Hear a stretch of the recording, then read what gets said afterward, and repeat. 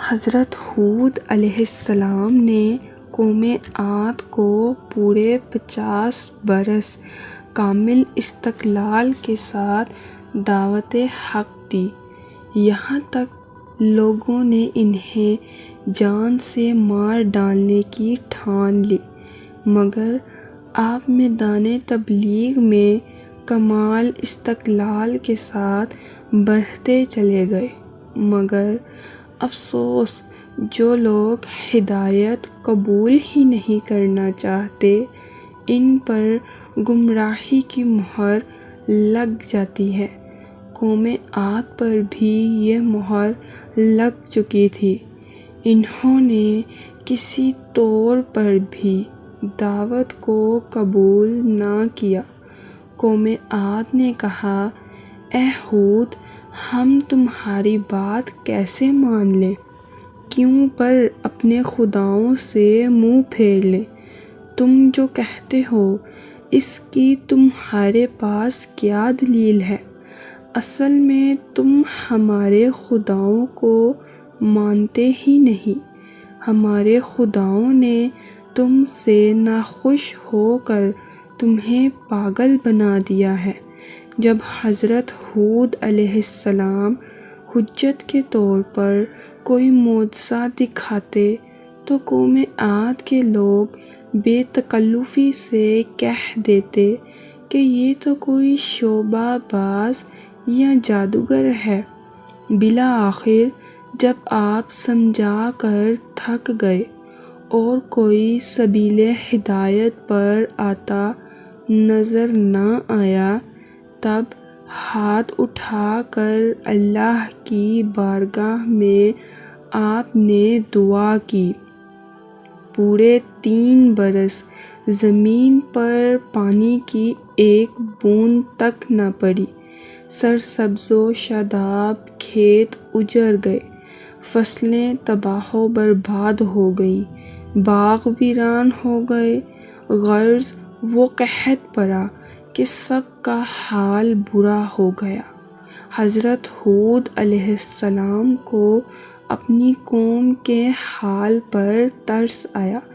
انہوں نے فرمایا، اے لوگو، توبہ کا دروازہ کھلا ہے، ابھی بھی وقت ہے، باز آ جاؤ، خدائے وحدہ لا شریک کی بارگاہ میں جھک کر اپنے گناہوں کی معافی چاہو اور آئندہ کے لیے توبہ کر لو، اور سچے دل سے اقرار کر لو کہ اس کے سوا کسی اور کی عبادت نہیں کرو گے، اور یہ بات سمجھ لو کہ جنہیں تم اپنے نفع و نقصان کا مالک سمجھتے ہو، وہ برا وقت آنے پر خود بھی اپنی مدد نہیں کر سکتے۔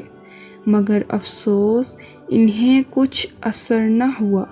قدرت الہی نے انہیں بہت ڈھیل دی، مگر انہوں نے فائدہ نہ اٹھایا۔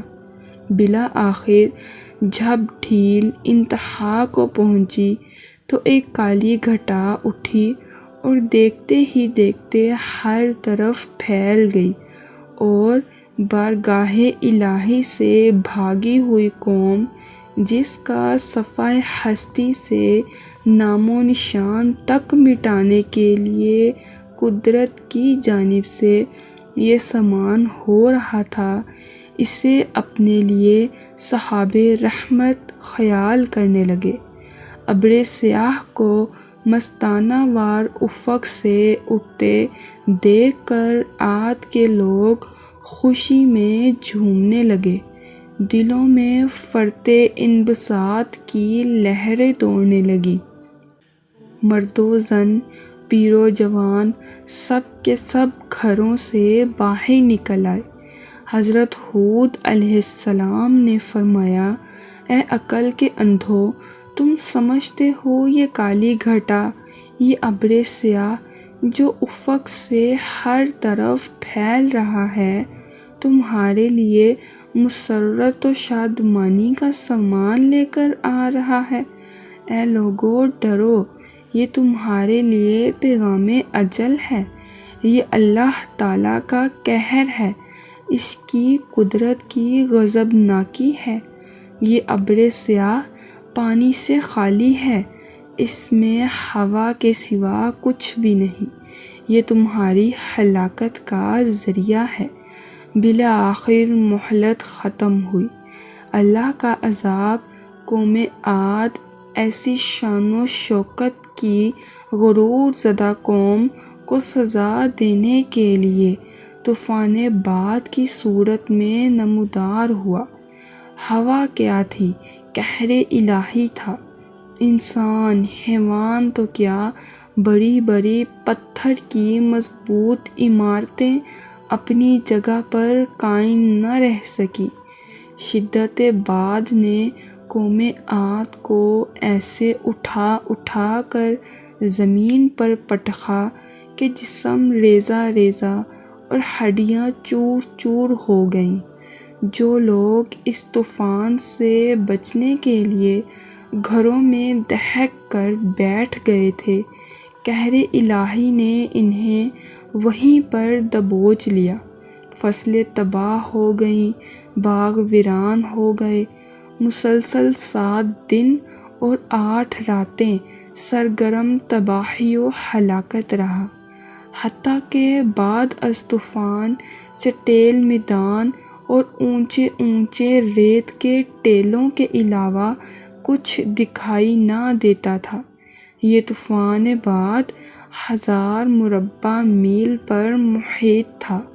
آج بھی روئے زمین پر احقاف کا وہ حصہ جو کسی زمانے میں دنیا کا چمن مرغزار جنت تھا، ماہرین آثار قدیمہ کے مساعی طفیل چشم عبرت واہ ہے۔ بروایت طبری قوم عاد کا وہ گروہ جو ایام قحط سالی میں بسوئے مکہ دعائے بارش کی غرض سے قوم عاد کی طرف سے بھیجا گیا تھا، مرثد بن سعد اور لقمان بن لقیم کے سوا سب کا سب گمراہ تھا۔ جب یہ لوگ مکہ پہنچے اور معاویہ بن بکر کے ہاں ٹھہرے تو اپنا مقصد بھول گئے۔ جب انہیں قوم عاد کے تباہ و برباد ہونے کی خبر ملی تو وہ لوگ کہنے لگے، جب دنیا سے ہماری قوم ہی اٹھ گئی تو زندگی ہمارے کس کام کی؟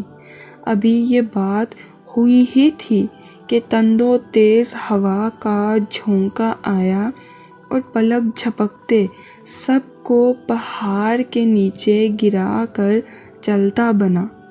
تاہم اس قوم کے وہ تھوڑے سے آدمی جو حضرت ہود پر ایمان لے آئے تھے، بحکم خدا حضرت ہود کے ہمراہ بچے رہے۔ یہ لوگ حضر موت کی پہاڑیوں میں رہتے تھے۔